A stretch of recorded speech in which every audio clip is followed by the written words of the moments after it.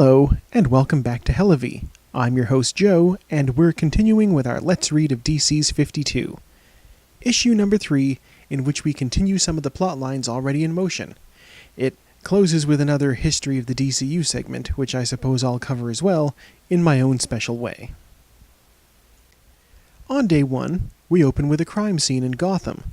The police are taking pictures, and they reveal that they called their captain at home on her personal phone, rather than putting out the call over the radio for her. She seems pretty miffed about being called at home, but they tell her once the media gets wind of what they found, they'll have a field day. The body of former US President Lex Luthor, dead in an alleyway. Yes, that's right, America once elected a supervillain to office. But that's pretty unrealistic, right? Also on day 1, Power Girl is fighting an evil flying cowboy named Terrorman. Now, how exactly someone can be cowboy-themed, complete with southern drawl, and yet somehow resist having some sort of cowboy pun for a name is beyond me. I mean, just imagine if Mr. Freeze's name was something like Mr. Menace. It's completely off theme. Terrible. Suddenly, she's stopped from cleaning his clock. Stopped by Black Adam. He tells her that she's operating in Kahndaq airspace and he won't tolerate it, basically giving Terrorman a free getaway. He warns her to stay out of Kahndaq and to tell her friends to do the same. On day 2, Natasha Irons comes home, which means I guess she got down off that building in week 1.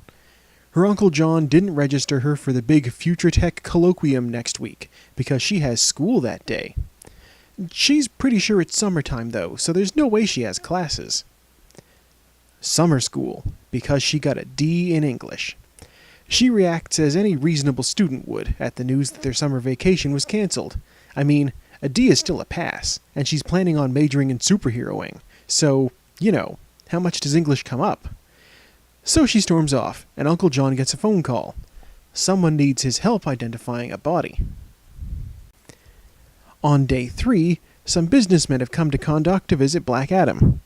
They reveal that they're from Intergang, which is an international gang with the most creative name ever. They've come to offer him gifts of gold and, I quote, the most beautiful virgin in all of Egypt. Black Adam doesn't take too kindly to this offering and crushes one of the goons' heads. Also, that stupid cowboy is still there. On day 4, Booster is battling a supervillain named Shockwave in Metropolis. He's picking up the slack while Superman's not so super, I suppose. He makes a show of the fight, making sure folks can hear him loud and clear. Gotta promote his brand, right? He finishes his business there and makes his way to an important event. Corporate sponsorship. Unfortunately, later at the Wine and Dine Gala hosted by the people he's just signed on with, it's revealed that the company is being shut down by the SEC for securities fraud. Thrilling tales of white-collar crime. Booster is understandably upset. He's just been punched in his most sensitive area, his wallet. Skeet suggests that maybe he is malfunctioning after all. Shall I attempt to contact Dr. Magnus for repairs?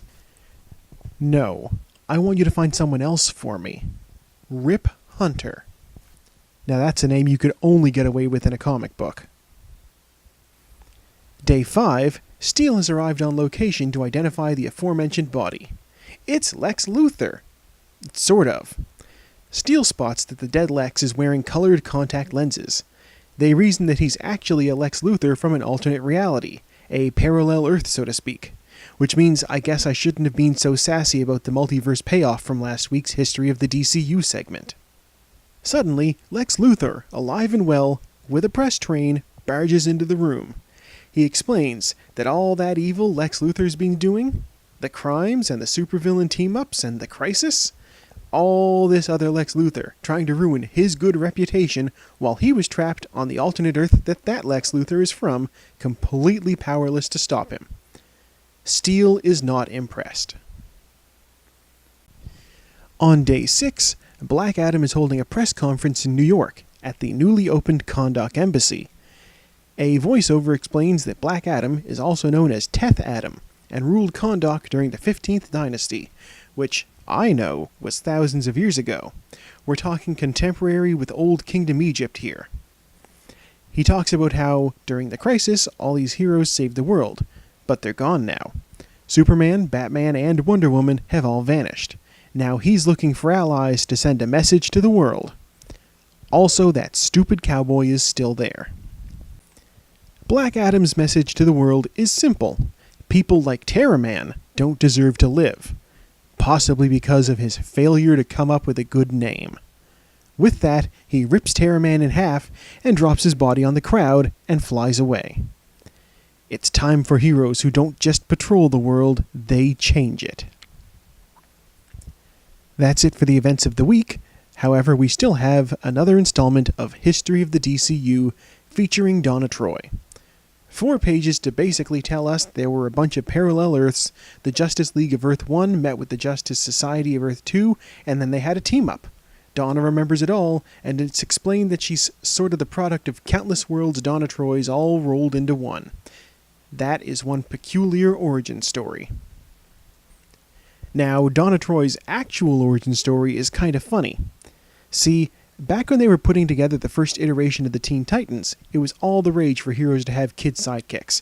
You had Robin, Bucky Barnes, Speedy, Kid Flash. Superman had Jimmy Olsen, and he totally counts. And of course, who could forget Sandy the Golden Boy? There was even the Star-Spangled Kid who had an adult sidekick, Stripesy. Someone remembered an old issue of Wonder Woman which featured a Wonder Girl, and they justifiably reckoned that that was a teen sidekick for Wonder Woman, and decided to use that character in the Teen Titans. Unfortunately, that Wonder Girl they remembered is a teenage version of Wonder Woman, not even a different character. Oops. There were some comics that featured Wonder Woman, Wonder Girl, and even a baby Wonder Tot, all appearing alongside each other, presented as impossible tales, which as I understand it were films that Queen Hippolyta of the Amazons edited in such a way as to feature 3 versions of the same person. She went through a few different origin stories afterward, and eventually this is what they settled on before DC decided to scrap 80 years of continuity and start over with the New 52. That's a story for another day, though. Tune in next week for more 52. Will we see more Ralph? More Montoya in the Question? Will any other scientists get kidnapped? What does Booster want with Rip Hunter? Are they going to do more multiverse shenanigans to make me look silly for chiding it on week 2? Well, there's only one way to find out. Once again, I'm your host Joe, and thank you for watching.